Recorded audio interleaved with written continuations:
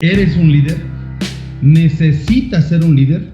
¿Tienes que estar al frente de una institución y llevar a cabo tus esquemas de liderazgo y los resultados no te dan? No hay problema. El contexto de que el liderazgo nace o se hace dista mucho de llevar a cabo esquemas que sean verdaderamente iguales en todos los casos.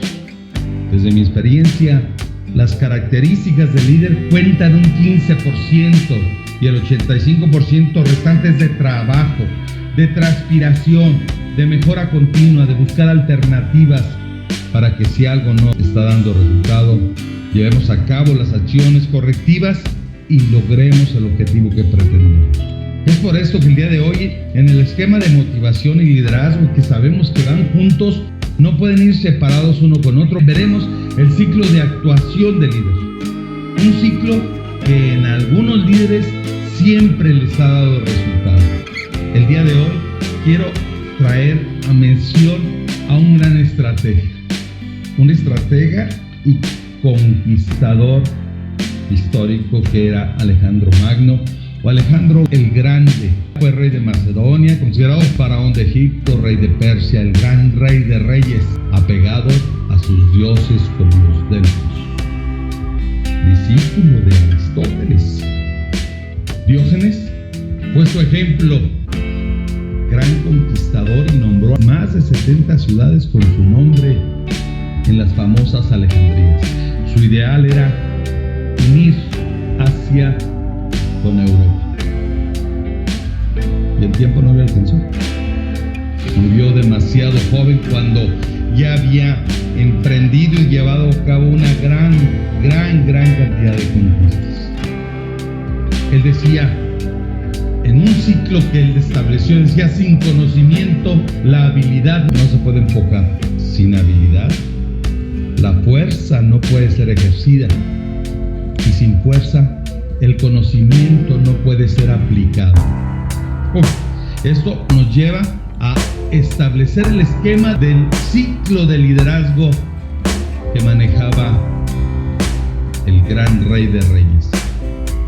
Conocimiento, desarrollo de habilidad y fuerza. Antes de morir, encontrándose al borde de la muerte, pidió a sus generales sus 3 últimos deseos.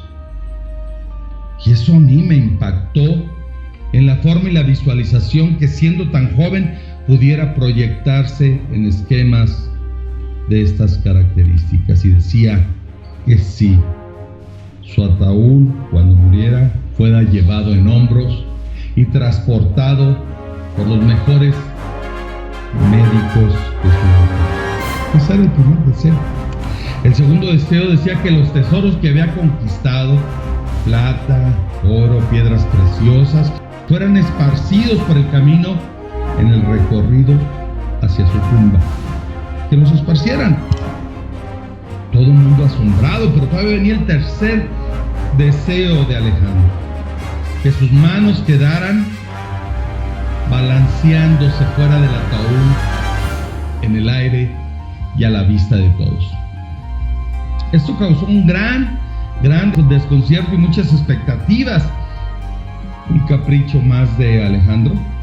¿O simplemente dejarnos algo como legado histórico para toda la humanidad? Y en este ciclo de actuación de líder, uno de los generales se acerca y le pregunta: Señor, ¿y para qué quieres que tu ataúd sea cargado por los mejores médicos de la época? Dice Alejandro: muy fácil, para que nos demos cuenta que ni siquiera los mejores médicos pudieron rescatarme. La muerte llegará y no importa qué hagas, llegará. El número 2, bueno, pero ¿por qué los tesoros que habías conquistado con tan esmero, fuerza, trabajo, dedicación de oro, plata, piedras preciosas, quieres que sean esparcidos por el camino hacia su tumba? Dice, esto nos demuestra, dice Alejandro, esto nos demuestra que nada nos llevaremos. Y en el camino, una vez que hayamos fallecido, se perderán. y no sabremos qué pasó con ellos. Bueno, pero el tercer deseo sí verdaderamente me impacta. ¿Por qué quieres que tus manos queden fuera del ataúd, balanceándose afuera del mismo a la vista de todos? Dice, con esto quiero decir que me voy con las manos vacías. Nada mío. Y en este tiempo de conquista y de recorrido por el mundo y conociendo tantas culturas, me he dado cuenta que lo único que importa es el tiempo. El tiempo no lo puedes recuperar. Y a través de este tiempo, ni tu salud ni la vida. El tiempo perdido se ha ido. Pero lo más importante es la actitud para con tu gente. Y decía, deja huella. No dejes cicatrices.